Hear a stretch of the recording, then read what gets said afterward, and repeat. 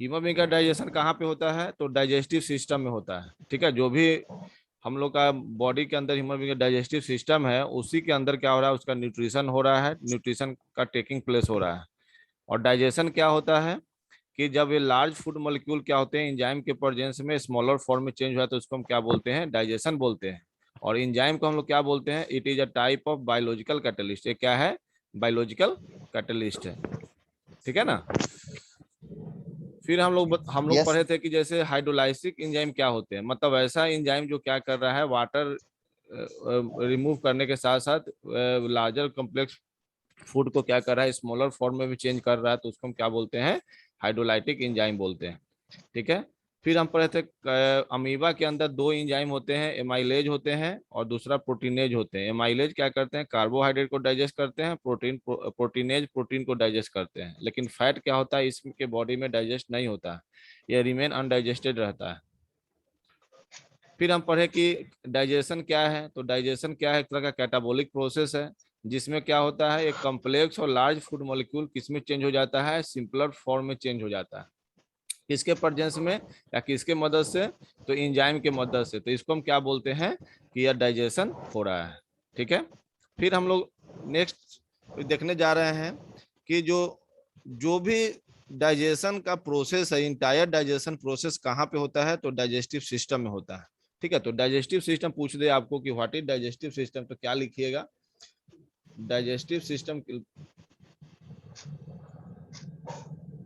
Digestive system पूछ दे और इसका फंक्शन पूछ दे तो क्या लिखिएगा? तो लिखिएगा the entire system, the entire system, the entire system which perform the entire system which perform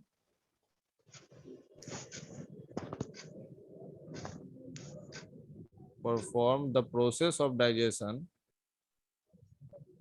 the process the process of the process of digestion is known as digestive system। ठीक है। Digestive system के अंदर में क्या होते हैं? Alimentary canal होते हैं। ठीक है ना। अब कोई पूछे कि डाइजेस्टिव सिस्टम का पार्ट्स है, क्या है? Alimentary canal. Digestive system includes, इसके अंदर क्या होते हैं? तो पहला क्या आते हैं? एलिमेंट्री केनाल आते हैं। एलिमेंट्री कैनाल, कैनाल का कहने का मतलब क्या है कि ये चैनल है। ठीक है। इससे क्या होते हैं? फूड मॉलिक्यूल क्या होते हैं? पास होके जाते हैं। हम सीधा बोल सकते हैं it is a tubular structure. ठीक है ना। ये क्या बोल सकते हैं? ये क्या है? ट्यूब, मतलब ट्यूब लाइक स्ट्रक्चर है, या इसको हम क्या बोल सकते हैं? ट्यूबुलर स्ट्रक्चर बोलते हैं। ठीक है। और इसके साथ क्या जुड़े हुए हैं? डाइजेस्टिव ग्लैंड जुड़े हुए हैं, जो क्या करते हैं? डाइजेस्टिव जूस को क्या करते हैं? सिक्रीट करते हैं। और डाइजेस्टिव जूस के अंदर एंजाइम होते हैं, जो क्या करते हैं? डाइजेशन का काम करते हैं। ठीक है।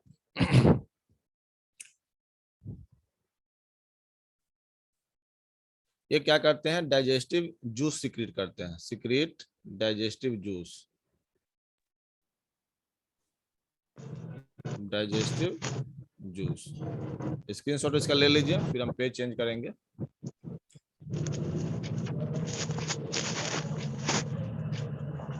अब क्वेश्चन ये पूछा जाए कि एलिमेंट्री केनाल जो होते हैं कितने मीटर लंबा होते हैं?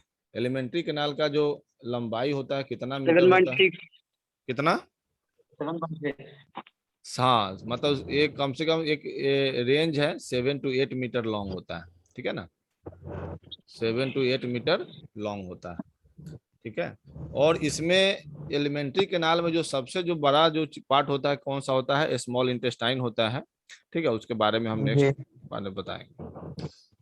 अब हम देखते हैं एलिमेंट्री केनाल क्या होते हैं। एलिमेंट्री कैनाल,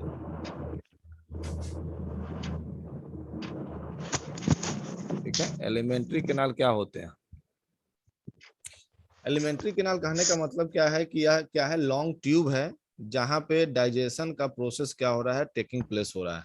जो भी इंटायर डाइजेशन प्रोसेस है वो कहाँ होगा? एलिमेंट्री केनाल में होगा। इससे बाहर कहीं नहीं होता है डाइजेशन। एलिमेंट्री केनाल के अंदर ही क्या होते हैं? डाइजेशन का प्रोसेस परफॉर्म होता है। ठीक है। तो इसको हम क्या लिख सकते हैं, it is a long tube. ये क्या है, एक तरह का लंबा सा ट्यूब है, where entire process of digestion takes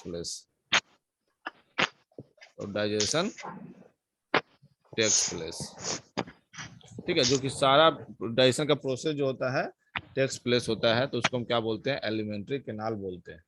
ठीक है, अब ये ध्यान रखिएगा कि ये क्या है, एक तरह का अंदर में जाने के वजह से, ऊपर में जैसे क्या है, जैसे ओसियोफेगस है तो क्या है, स्ट्रेट है, लेकिन जैसे अंदर में गया तो ये क्या होते हैं, एक क्वाइल फॉर्म में हो जाते हैं, मतलब ये क्या होते हैं, ये शेप में।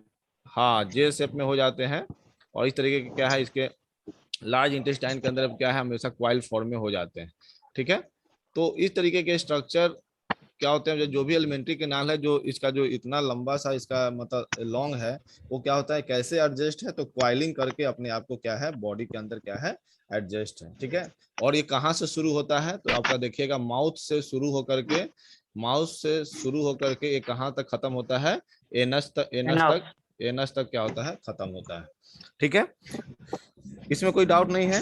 अब इसी पूरे एलिमेंट्री कैनाल में क्या होते हैं, आपका 5 डिफरेंट स्टेप होते हैं। जैसे आप बोले इंजेशन, बोले हम इंजेशन के बाद दूसरा जो प्रोसेस होता है डाइजेशन होता है, डाइजेशन। डाइजेशन के बाद क्या होता है, एब्जॉर्प्शन होता है, एब्जॉर्प्शन। एब्जॉर्प्शन के बाद क्या होता है, एसिमिलेशन होता है, एसिमिलेशन। हाँ, एसिमिलेशन के बाद क्या उसके होता बाद है, इजेशन। इजेशन होता है, डाइजेशन। वेरी गुड, इजेशन,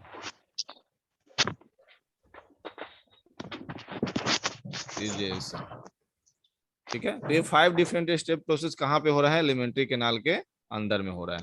ठीक है, इसमें अभी तक कोई डाउट है तो पूछिए, अभी तक कोई डाउट इसमें,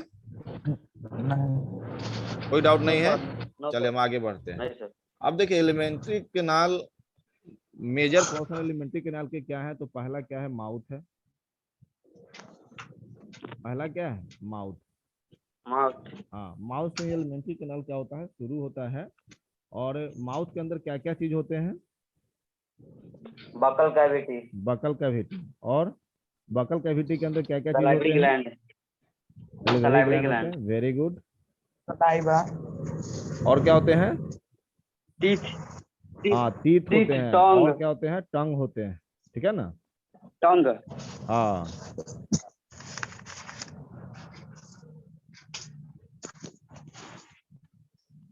ठीक है, तो इसमें माउथ के अंदर हम देखते क्या है, जैसे इसके अंदर क्या है कि 2-3 चीज प्रेजेंट होता है। जैसे पहला हम इसके अंदर बोले कि सर टंग आपका प्रेजेंट है। वॉइस थोड़ा धीरे से आ रहा है सर। अच्छा, धीरे से आ रहा है, चलिए, अब ठीक है रहा है सर। हाँ ठीक आ रहा है। जैसे पहला क्या है, टंग है, ठीक है, तो टंग क्या होते हैं, ये एक मस्कुलर ऑर्गेन है, ठीक है ना, सिर्फ मसल्स का बना हुआ है। और ये कहाँ पे प्रेजेंट होता है, बकल कैविटी के फ्लोर पे क्या होता है, प्रेजेंट होता है। ठीक है, बकल कैविटी का जो फ्लोर होता है उस पे क्या क्या प्रेजेंट होता है,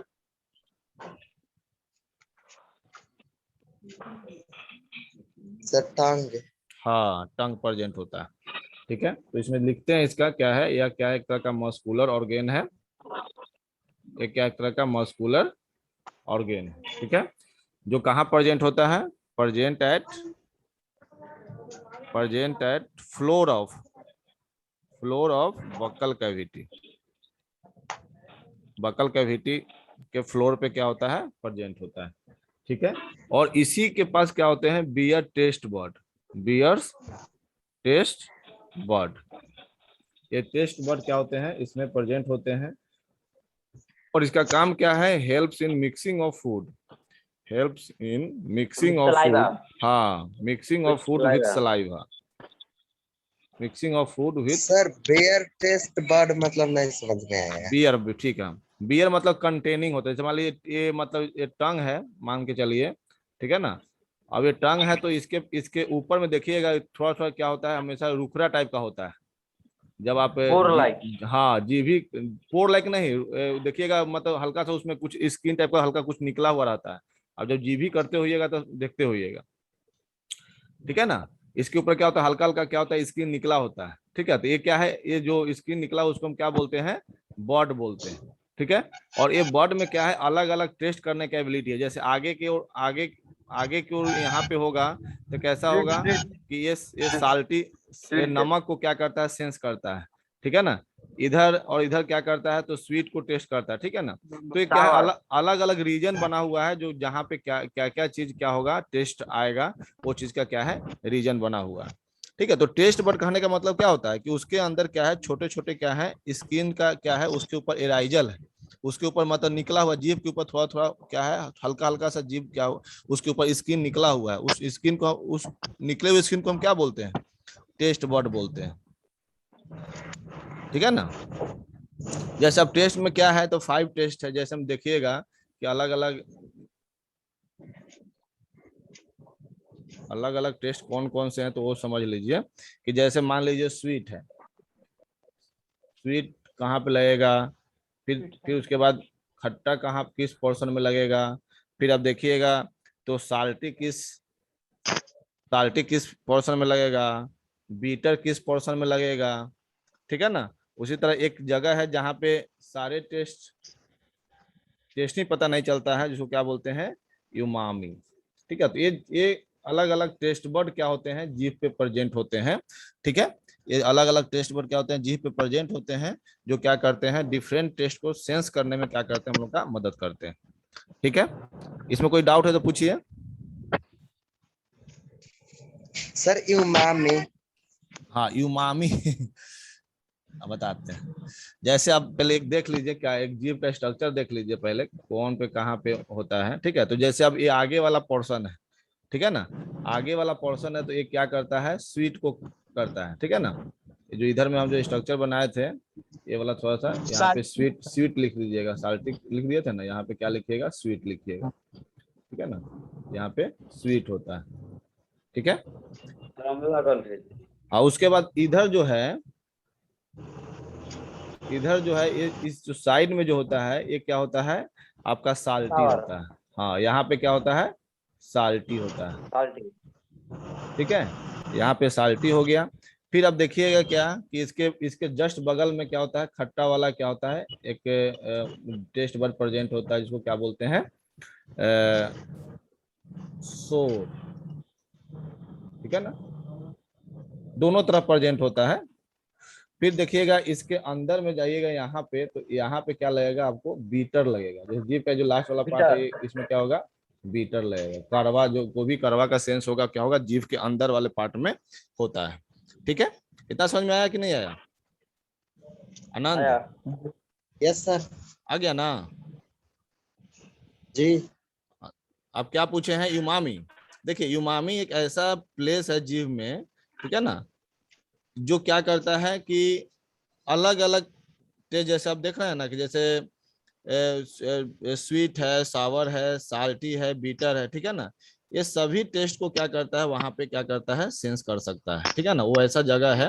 ठीक है, जैसे अब ये वाला जगह है, जैसे हम ये वाला जगह की बात करते हैं, ये वाला जगह, तो क्या करता है, ये सभी टेस्ट यहाँ पे क्या होते हैं, सेंस हो सकते हैं। ठीक है,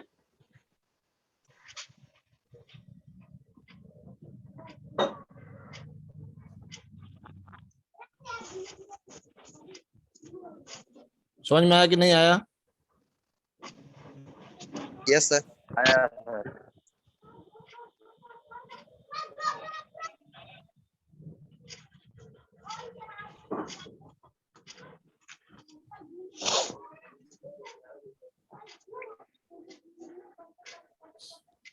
चलिए आगे बढ़ते हैं हम लोग।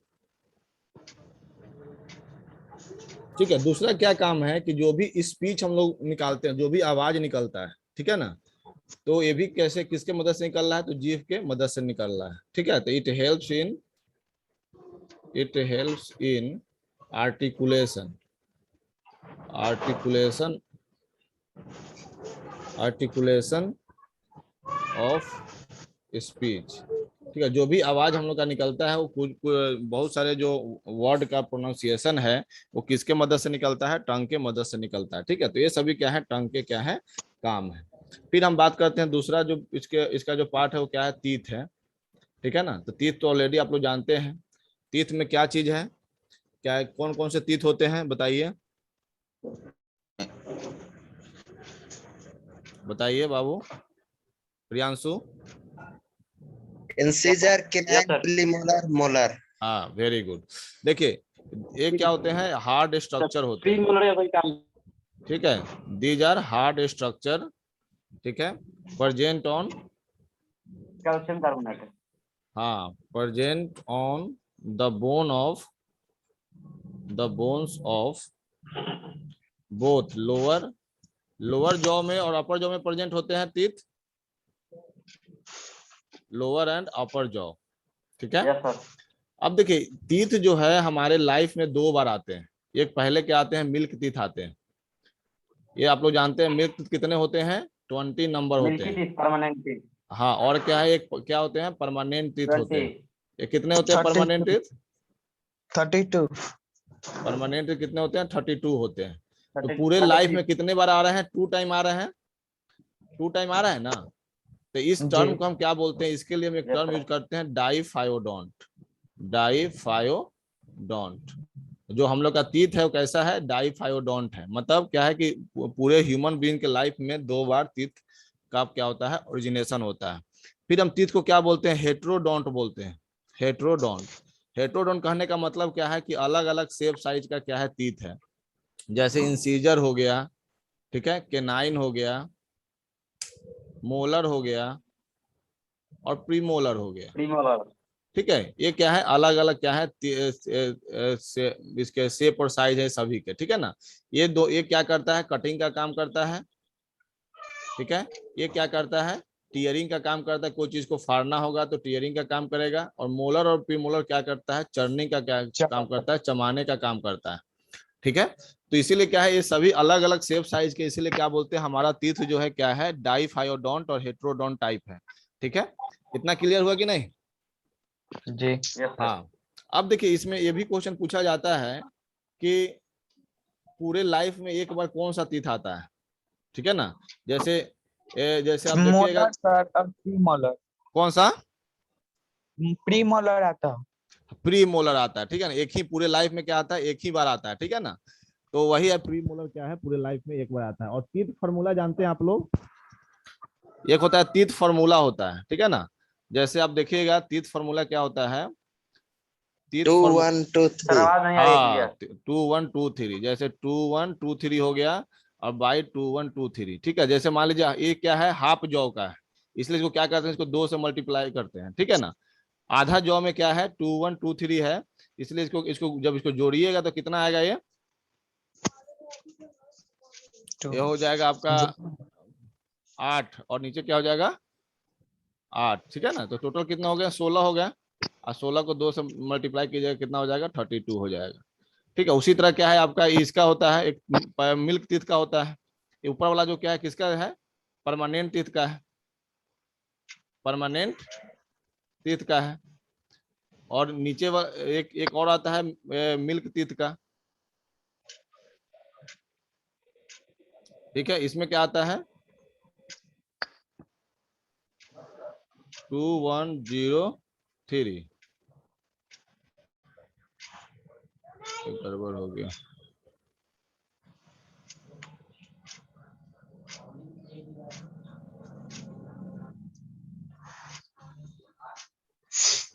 टू 1 2 0 और क्या आएगा 2 1 2 0, और ये 2 से मल्टीप्लाई करें 10 2 जा 20 हो जाएगा, 10 2 जा 20 हो गया, तो 20 तीथ हो गया, ठीक है। तो इस तरीके से क्या है आपका तीथ का क्या होता है, फॉर्मूला लिखा जाता है, जो आपको सिलेबस में नहीं है, 11 12 में जब जाइएगा तो आप लोग को पढ़ने को मिलेगा, ठीक है ना।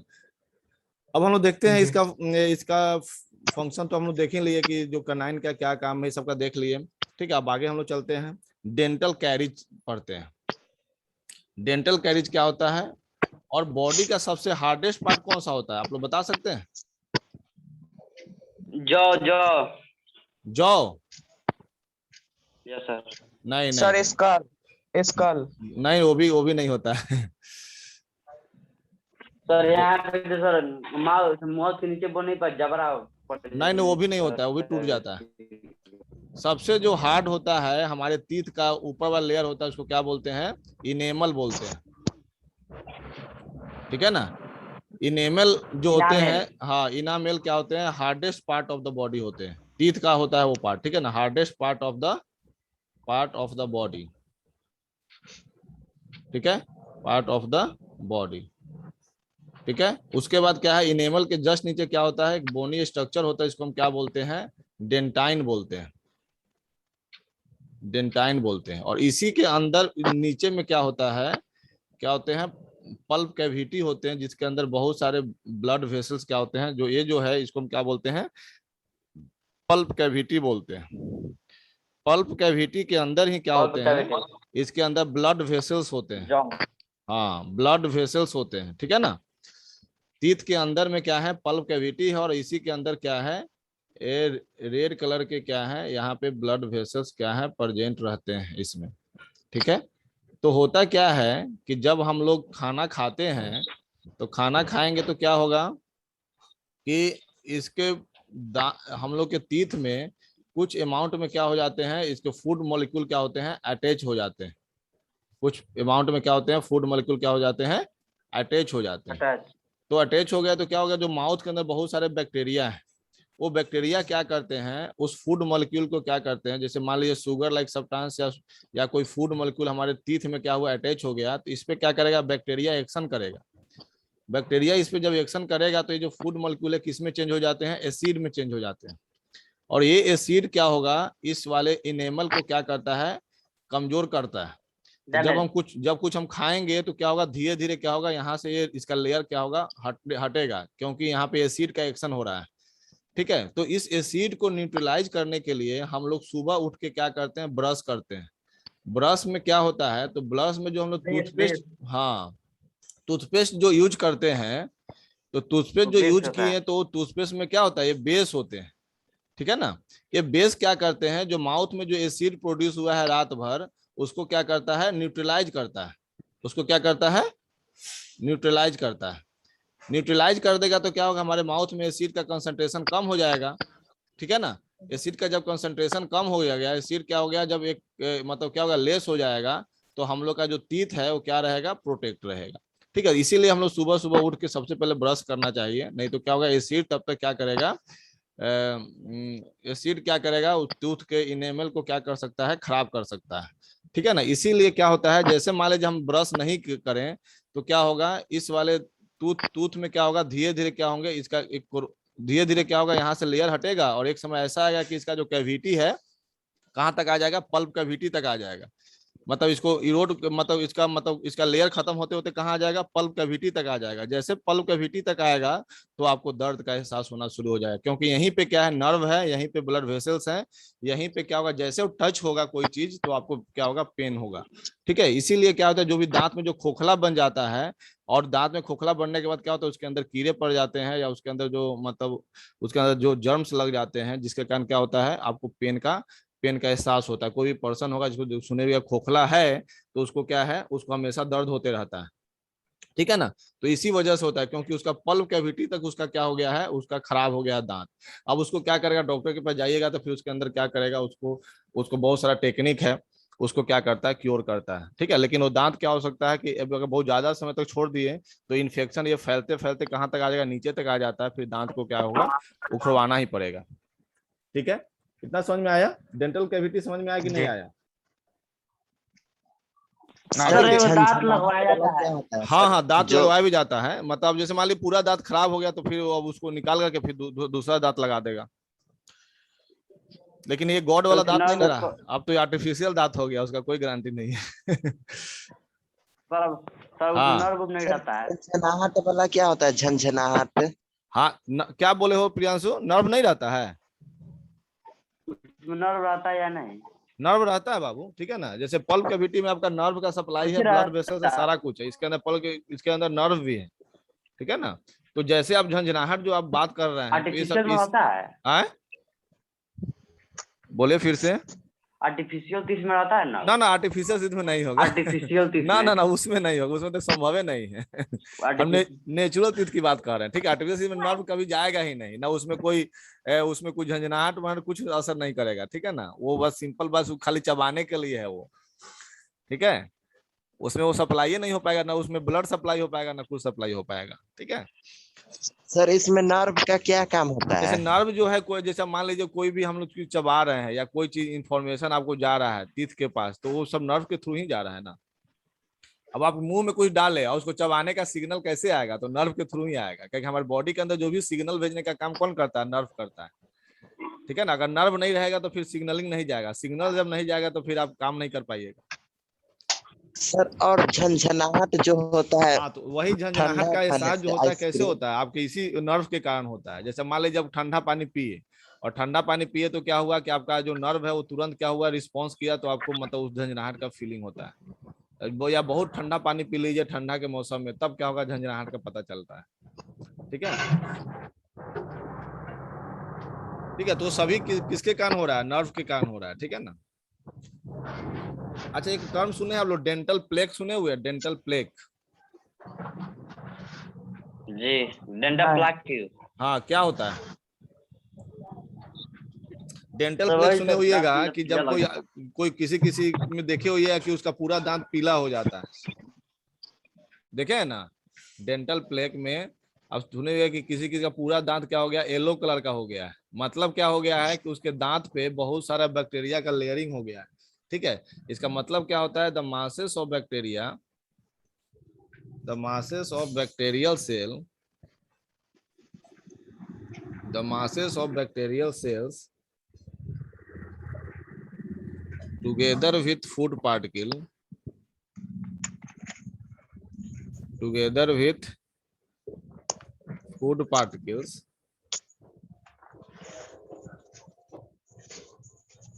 stick to teeth, to the teeth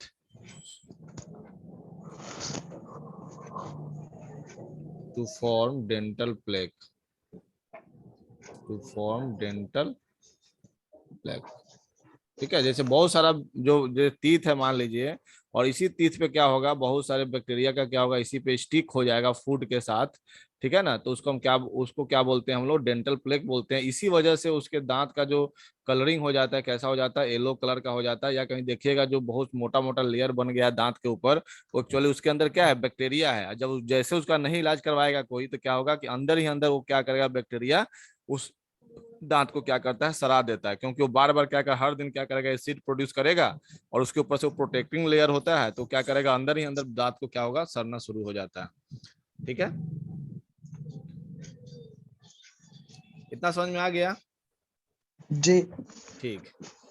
अब एक टर्म आता है डेंटल कैरीज आता है। डेंटल कैरीज क्या होता है? क्वेश्चन पूछा जाता है, व्हाट इज डेंटल कैरीज। ये भी आपके एनसीईआरटी बुक में दिया हुआ है, डेंटल कैरीज दिया हुआ है। उतना टीथ के बाद उतना डिटेल नहीं दिया, और जो टॉपिक दिया हुआ है कम से कम उसको जानिए।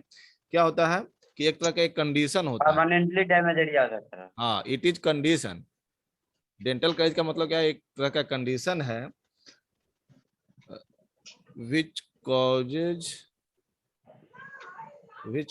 gradual softening, धीरे धीरे क्या होता है, सॉफ्ट होने लगता है। Gradual softening of enamel. Enamel क्या होता है? जो दांत का जो हार्डेस्ट लेयर है वो क्या होता है, सॉफ्टनिंग होने लगता है। इनेमल एंड डेंटाइन लिखिए, दोनों लेयर, ठीक है। तो इसको हम क्या बोलते हैं?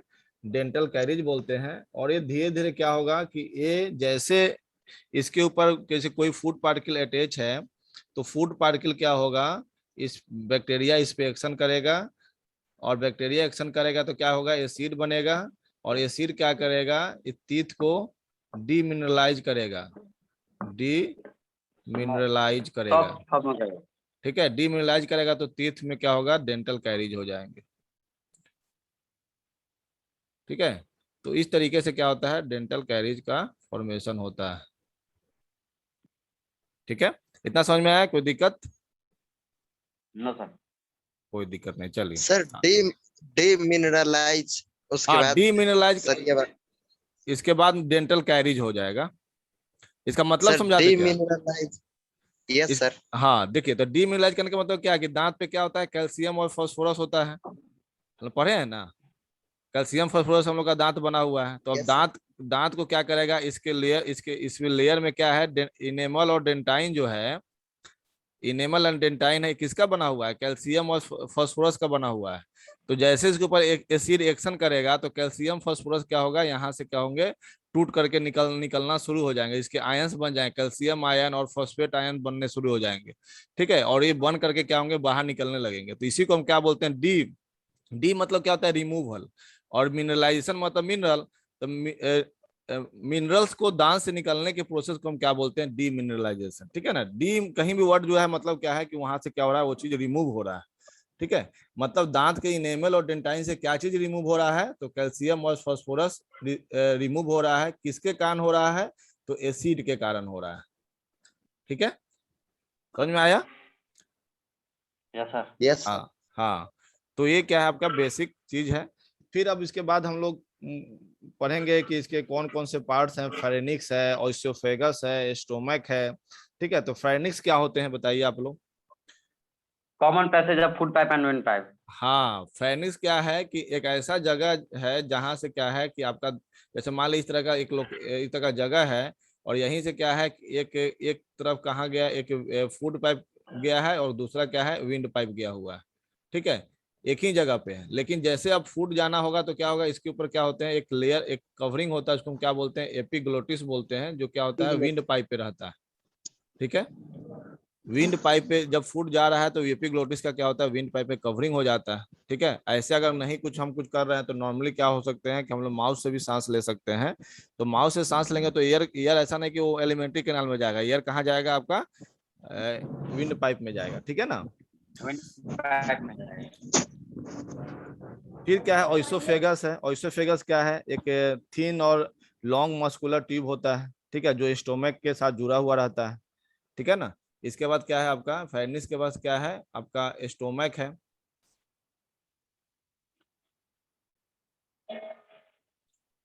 फेरेनिक्स के बाद क्या है, स्टोमक है। स्टोमक, स्टोमक इसके पहले ओइसोफेगस है। ओइसोफेगस है। ओइसोफेगस क्या है, एक लॉन्ग ट्यूबुलर स्ट्रक्चर है, मतलब सिंपल मस्कुलर स्ट्रक्चर, इसमें ना कोई बोन वगैरह है, सिंपल मसल्स का बना हुआ है। फिर जैसे जब आगे बढ़िएगा तो उसमें क्या आपका होगा, एक मतलब स्टोमक होगा, इसको बोलते हैं जे शेप स्ट्रक्चर। जे shape muscular bag, bag like structure है, जो क्या करता है, फूड को स्टोर करके रखता है। मस्कुलर मस्कुलर स्ट्रक्चर है।